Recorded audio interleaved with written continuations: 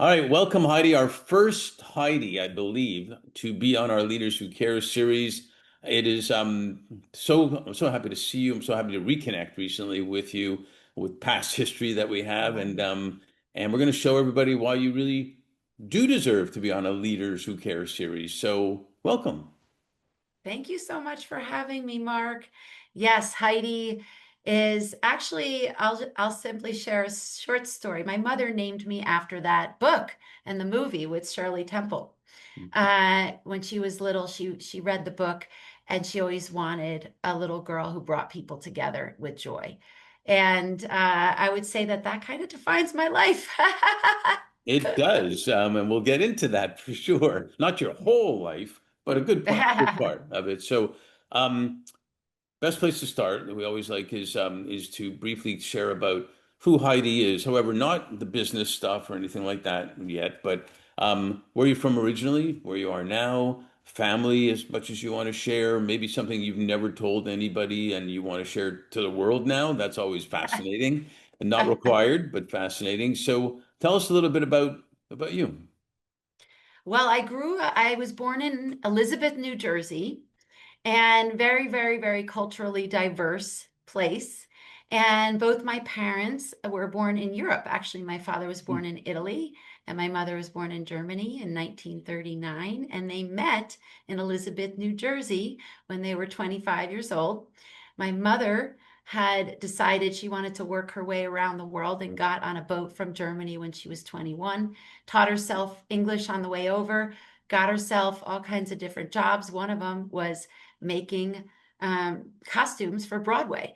And so she would sew her costumes and she would sew her own clothing. And my father worked in a fabric store in Elizabeth, New Jersey. And the spark was born. My mother did not continue working around the world. They fell in love, got married. And I grew up in a beautiful, culturally diverse place in Roselle Park, New Jersey. And I really grew up asking the question, why? I taught myself to read. My mother said around 3 years old to read a book called Tell Me Why. I wanted to know everything about everything. I was a very curious child. And my mother spoke German to me, and my father spoke Italian to me. And then I also wanted to learn French. So, up until when I was 5, I spoke 4 languages and I read. And then when I went to kindergarten, I was weird and I stopped doing all those things. So I relearned all of these magical things. And the thing that I observed, many of us go back in life and look at the different pivotal moments to define what we do. I would say when I was a child, I had all of this genius and I felt I would say, dream crushed by the system, and that I couldn't be this wild genius self. Nobody told me that. It was a feeling I had that it wasn't normal in, this school or this place to be extraordinary. And I wanted to have friends, and so I slowed myself down. I stopped reading. I had to relearn to read.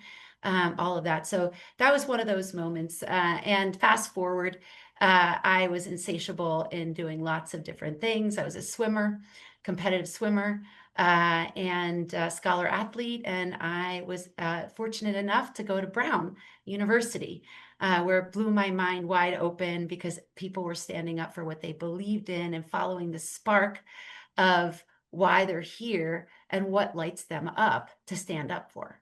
Awesome. Well, you made it easy for me because you partially answered my next question, which I love when that happens. Do you have any siblings? I have a sister. She's 3 years older than me. Her name is Ria. She is a physical therapist specializing in dogs. So she has a thriving business in New Jersey. And she loves dogs and she has a beautiful family and she lives near my father. Cool. And you have some of your own. Yes, I have Summer and Cody. Summer just turned 20 and Cody just turned 17. And they are the biggest inspiration in what I am doing right now in the world. Yeah, I get that for sure. I had actually a Doberman that went to a therapist or whatever, kind of like your sister, and did a lot for the Dobie Latin. I think added 2 years to the Dobie's life at least. Yeah, You know, it's amazing. She has a whole workout, treadmills, pools, yeah. all this stuff. She said even her business was exploding during COVID because people didn't want to sacrifice on their dogs. So, Yeah, there's something that happened funny during COVID. All the shelters had no more dogs, and they said for single people it was good they had a companion. For married people, it was good they had a buffer between them while they were together. So it was well, interesting. that dog is God spelled backward, Yes, right? yeah, it's So fantastic. it's They, just these happy beings like in your life. They're so amazing. they, we Ode to can dogs. learn. I have two cats, so Ah, I like cats too. There's the that's snark and the bark. yeah, that's true. They're good too. They're lovely. They just, the dogs just give love all the time, and they know how to focus. They know how to be present. They know how loyalty. They got all the traits Yep. that we could learn from. So, what interesting things happened when you were a kid, and then even then into a teenager? Did you have summer jobs? Did you play any sports? Did you play any instruments, or did you start reading again? What were you up to? Yes, of course. They started reading again in first grade and then was voracious. And I was always the one with the book in the corner at all the family gatherings. And I loved fantasy, sci-fi, and like Stephen King. It was strange. I was the happiest kid, but I was obsessed with the macabre. I was fascinated by that. Wow. And it looks like, and interestingly, I've looked at, what are some of the things I can translate into light that I've learned from these fantasy, sci-fi is not fiction anymore. A lot of the sci-fi I read is not Yeah. fiction anymore. And it really helps me be a futurist. So this image I chose is kind of like a future city, a future community, just a simple imagination slide when imagining the future. So I would say I was dreaming and my head was in the clouds and my feet were on the ground. And I was in the water a lot, swimming. So I was in the Key Club, the German Club. I was a swimmer year round. I also did tennis and track. I realize now that I was medicating my ADHD without knowing it, and I That's put it to good interesting. use because I started my day at 5 a.m., all through high school, went to swim practice, went to high school, went to after school, whatever the sport was, whether it was tennis, swimming, and then went to YMCA swimming, which I did year round. Got home at 9 p.m., ate dinner, did my homework somehow in an hour. I don't know how, and then did it all over again. And somehow I was fully focused and was achieving extraordinary things in my life, and without Adderall, right? Good news.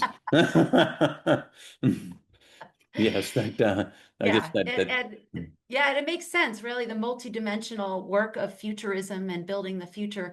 It's a superpower, actually, the ADHD and the multidimensional thinking. So, yeah, so that was how I was growing up, and because I had good grades and I was a good swimmer, my swim coach at the time, he asked me if I had considered applying to an Ivy League school. And, mentorship is so important, right? How many times have we been invited to think of something different? Almost everyone I've talked to had a mentor, someone in their life that gave them another way to think or something new to consider. And he said, you have the grades and the swimming to apply to Ivy League schools. And I hadn't thought of that. So I did. And I happened to get into both Brown and Yale. And I was trying to decide between Brown, Yale, and Lehigh. And I would say a big thing that has guided me in my life is an intuition that I have that's very strong, that I feel that kind of my body gets lit up and I feel something really good if it's a good thing for me to do. So I went to go visit the different campuses and stay with swimmers who are and to make my decision. And I decided because my parents were off the boat, they said, we don't care. We just want you to go to college. We don't even really, they didn't really know the difference between all these schools. Um, And they said, we just don't want you to transfer. So when you choose, stay there. So I made my decision based on how it felt. When I went onto the Yale campus, no offense to Yaleys, this was my personal experience. Uh, it was just didn't feel, it felt a little like stuffy to me in my energy field, or a little cold maybe. And then I went to the campus at Brown, and it was like a huge hug. It was like, this is where you're meant to be. And it has really paved the way for an extraordinary journey, which I'm so delighted has led me back to being able to serve so many people on the planet. So what made you take organizational behavior and management, and you had art history, if I'm not mistaken, And thrown, Italian too. and of course Italian with art history, that would make sense. So what Yeah. made you take that, and what were you envisioning by that? Well, it was a fascinating degree. Brown has a very uh it's the curriculum is almost they have concentrations preset, and you can also curate and customize uh, a concentration. They call them concentration, not major at Brown. Mhm. Um, and so they have a lot of integrated degrees. So this department, which they've renamed it now, it was called Organizational Behavior and Management, had several different tracks of focus. Mhm. One was healthcare organization, But, one but was why did you take civic the one you took? society, and I was getting there. And the other was this one because I was so fascinated with people. I originally thought I was going to be a psychology major, so I started off at Brown as a psychology major, and when I realized that it was so clinical and didn't feel as relational in that mode of study, I thought I wanted to be working with people, and I want to understand what motivates people in society and in organizations. And literally, I mean, not many people actually do what their major is in the world. Mine is so perfectly suited for what I'm doing. And so you were envisioning it even back then. Yeah, it was because it was a human approach to business. We learned both we had sociology classes, anthropology classes, and statistics, and financial markets, and you know, economics. We also had a fascinating course of study through engineering, through one my favorite professor who's still here, and I still talk to him every so often, Barrett Hazeltine. He had these legendary classes at Brown that almost every successful entrepreneur that graduated from Brown took these classes. And there was Engine 9 and Engine 90, and they were all about applying business case studies in society and solving problems, using Harvard Business School case studies. And I loved solving real world problems. So as a young person, and that carries on today as well. As a not old person, right? Uh, um, so share, if you can, some of your experiences on your journey, if you will. Switching early on between entrepreneurship and nonprofit. I noticed, a little bit back and forth. What you learned, and then how you evolved to be in the world of digital economy and blockchain. Share a little bit about some experiences along the way. Sure, sure. Yes. So I would call myself, I have many names for ways to describe, kind of a systems change strategist, an impact investing whisperer, a youth empowerment mentor. And I'll start now and reverse engineer is Dream Tank right now is my main initiative, which has Mhm. become a verb and a movement. Which And we'll I talk about a little bit more Yes, as we get yes, going. So keep going. yes. In order to be able to do that, it makes a lot more sense. My professional path at the time, all I could do was make decisions based on the information I had on the time and my intuition. How did it feel, right? So after Brown, I went into New York. I worked in New York City for 10 years in advertising, the art world, .com world, and then asset management world, and then technology consulting, business development. So I spanned private equity. I say it's my street level MBA, including Sure. consumer products. And I would say one of the most pivotal Oh, can we please scratch that? Change the word. No, pivotal. We'll go with pivotal. We will have to edit that. I would say, No, we don't I, edit. Go yes, ahead. you do. No, we don't. Uh, Go ahead. maybe it's a new word, pivotable. Pivotal is good. Moments was when I met an investor who had made his money in consumer products, invested $1 million in dot-com incubator, lost it. I met him right around 2000 after the bubble burst, and 2001-ish. He asked me to come help him analyze business deals. He wanted to buy a brand and he wanted to train me as an analyst and a researcher on private equity acquisitions. Right. And so he paid me to learn and be his right-hand Not person, bad. which was, I got paid to get my business experience. I Hmm. love that. And also, he gave me a brand he owned, that he wanted to restart from scratch. So I got a consumer products experience by formulating a product all the way from formulation with all the ingredients to Awesome. manufacturing to distribution and all that. It was a fantastic experience. I bet. So all of that led to, What was the product? it was a dog treat made out of pasta. Nice. Yes, he had a pasta company and he wanted to use the byproduct and be like kind of a full circle regenerative company and not have waste. And he saw a big opportunity in the pet market. And he also ended up acquiring Meow Mix. We ended up helping Oh, analyze the deal that we acquired it from Purina. So I was working on different projects with him like that. And I loved venture capital. I didn't love the way that it ends up not necessarily taking care of founders in the long run and early stage investors. So that's why I started going into ethical capital design, hmm. systems thinking, and impact investing, to see how can we actually fund things that need to be in the world for the future to become true. So that's bringing that gap.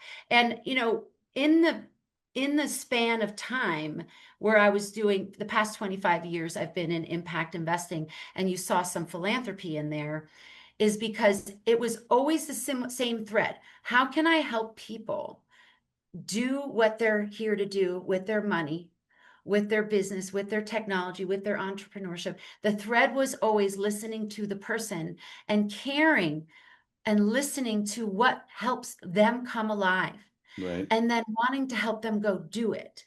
So that led me through all asset classes that one could leverage for impact, including venture philanthropy. I have not done traditional philanthropy that is 100% giveaway models. It's all been around sustainable social entrepreneurship, philanthropy, and have been able to learn how to and move hundreds of millions of dollars into impact focused and sustainable businesses, ventures, nonprofits, and so on. Uh, and in 2016 is when the next idea was born. And I'll just pause for a moment. No, it's great. It's interesting how I love that you talked about how stuff as a kid impacted ahead and then helped you envision ahead and how it all it's not necessarily always perfectly orchestrated, but the thread seems to work. And the pivotable moments are important too, is to um, sometimes an opportunity comes up like a pasta dog treat that gives you it becomes an inflection point and you learn so much from it. Was there any link there, I guess, or had you thought of anything? Forget the name Dream Tank, but that concept, did that thing ever come into your mind before Dream Tank happened? Well, interestingly, as I was going in, I moved to Colorado in 2006 from New York City when my daughter was about 10 months old. I was together with my husband, five, 5 years I have not heard longer. that one yet, so that's a good You one. haven't? Oh, No. good. You heard it here. Pass it on. It's funny. Makes everyone laugh. It's still a lot nicer than X, you know? Um, so so he was we were together for 5 years and we were married for four. Well, when we moved here and had two children under the age of five when we got divorced. And it was very challenging to be a solo mom. We had shared custody and I was still solo mom when I had the kids in the house, doing it on my own. And thank God that my mother moved here to help me so she still lives here and she really helped me. I mean, the power of community cannot be understated when That's you're yeah, doing a world mission and trying to bond with your kids in half the time. yeah. Uh, and so at the time I was at UBS, and I was trying to figure out how can I stay connected with my kids, right? So this was around 2011, 2012. And I had this epiphany that the children, like I could stay connected with them if I gave them 30 minutes of my undivided attention per day. And I said, you get to lead an activity and you can invite me your sister. If it's Cody, if it's Summer, you can invite Cody. We all have to do what you want for half an hour. You get to be the leader. So that simple thing Hmm. led to my kids wanting to start designing video games, start business. Summer started her first business venture at age 5. She made painted sparkly rocks for people's altars in Boulder. Talk about knowing marketing, right? What a perfect And place to do that, in a place called yeah, Boulder. yeah, yeah, yeah. So I saw that their minds were, when I would share with them also when I was traveling around the world, when I was at IDE as a development director, that was social entrepreneurship for people below $3 a day who could increase their income. One of Acumen's investees, actually, and Acumen was my first foray into impact investing in 2004. Uh, prior to that, I was on the Howard Dean campaign. That was a whole other kind of fun. That might be I bet. part two. What, how campaign skills can lead to broader systemic change. Yeah, but my kids would come up with these thoughts and ideas based Hmm. on what I would share when I would go travel. And in 2016, when I was at a family office conference on a panel talking about the wealth transfer to the next generation, women and millennials, and how women and millennials want to invest differently, community, environment, systems changing, innovative ventures. This is documented research. Um, I thought I was there for that, but the moderator asked, "What would you do if you had 1 year left to live?" And that shook me to my core. And all of these things came to me in that moment. My kids' questions, my wanting to spend time with them, the sustainable development goals, which were the year prior had been established and were the biggest set of goals that most of the world agreed to that we'd ever had, which I thought was fantastic because now we can look at Sure. each one as a moonshot. And I thought, how could we solve the world's problems? What could I leave on the earth with my kids? And what came to me was, oh my God, has anyone actually been asking the most creative people on the planet what their ideas might be for the future? So that's what came out. I said I would start a think tank for kids and listen to their ideas on how to solve the world's problems. And I started as an experiment, and it became so beautiful. So many laws change, kids creating, patent pending innovations that regenerate young people, regenerate the coral reefs.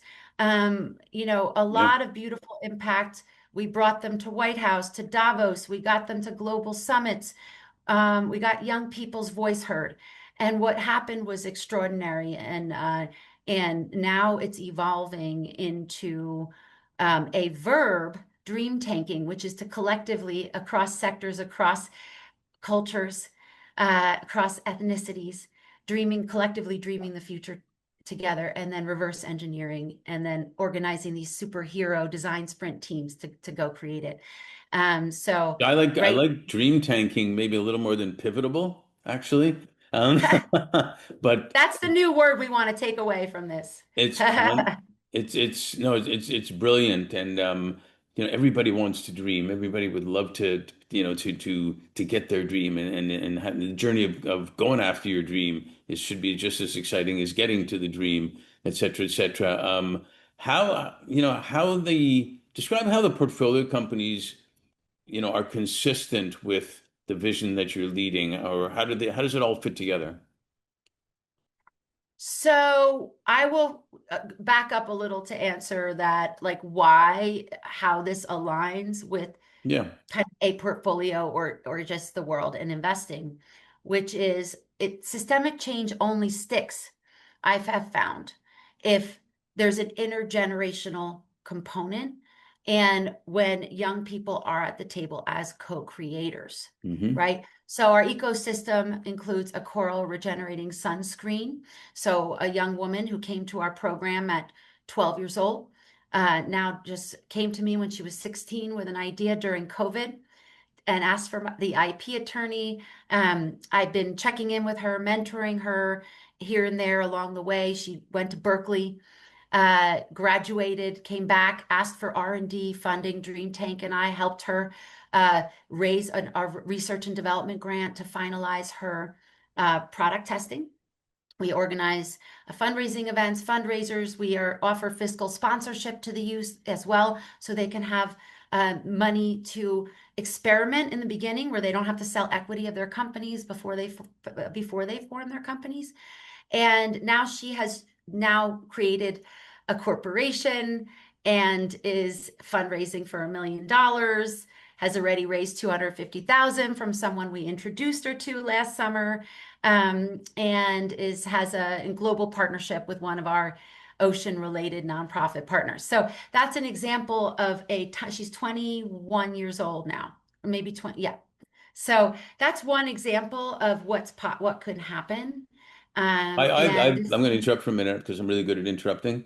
It was one thing I love about that is, and we call them, we were going to call them the future leaders who care, but they've become the present future leaders who care, and they've got great ideas, and they have no hold back of why you can't do this and why you can't do that.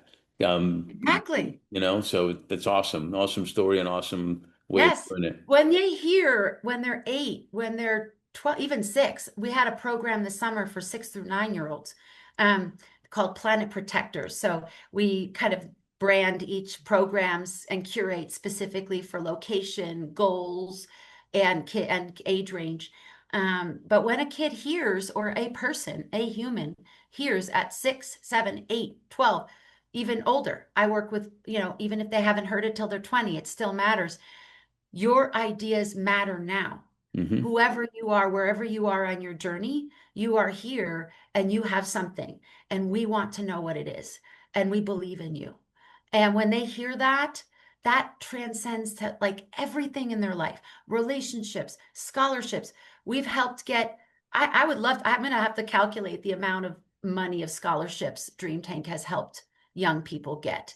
I've been getting a lot of calls recently from the early ones who were like 8, 9, and 10, who are getting into the colleges of their dreams. We write recommendation letters. We help them get scholarships. We, all kinds of things. And they come back to us and say, I just won this pitch competition. And they said, it seemed like I'd been pitching since I was 8. And I said, that's because I Exactly. have.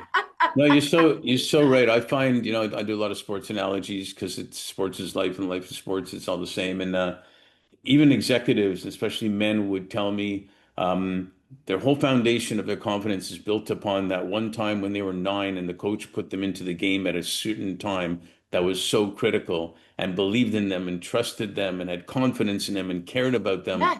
And that becomes their whole strength for the rest of their life in what You they were do. my swim coach for me.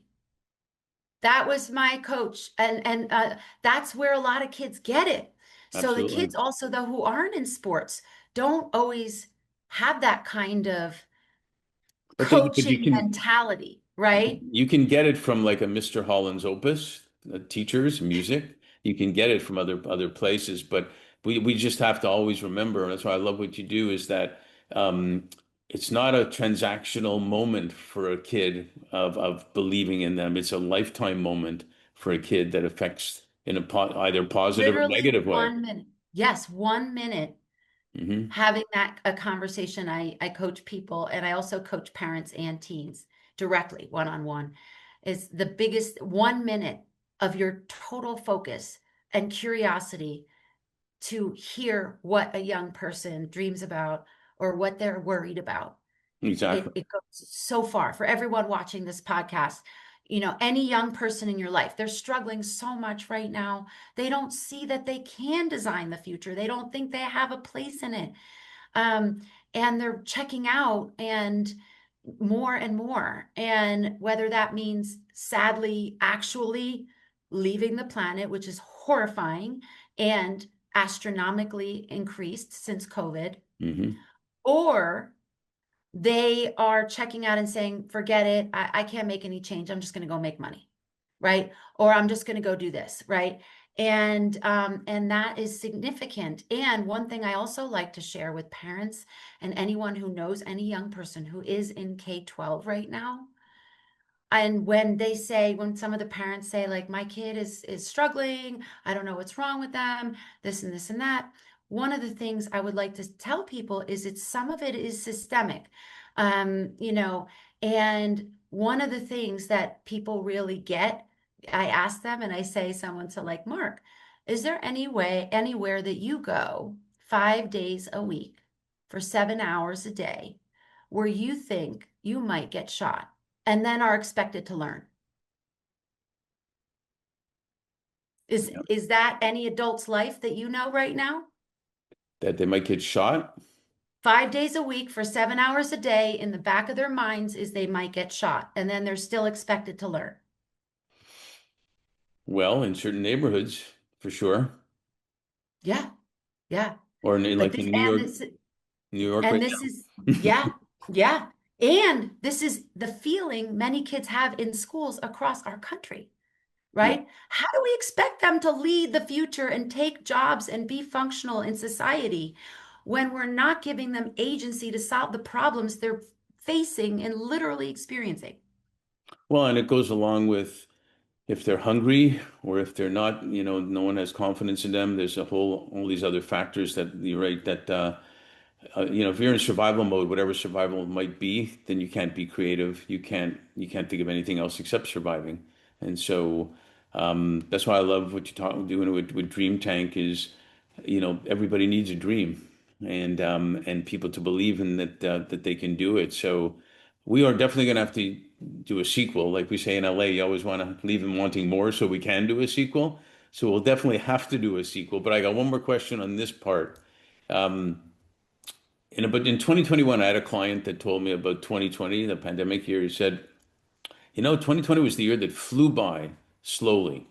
And I thought, how true was that? And even Wow. now, Yes. people some tell me they feel like it was yesterday and they feel like it was years ago, all at the same time. And it kind of was years ago because we're already in the second half of 2025. So with all that said and everything that's happened to a lot of us in between, what are you most grateful for and what are you most hopeful for?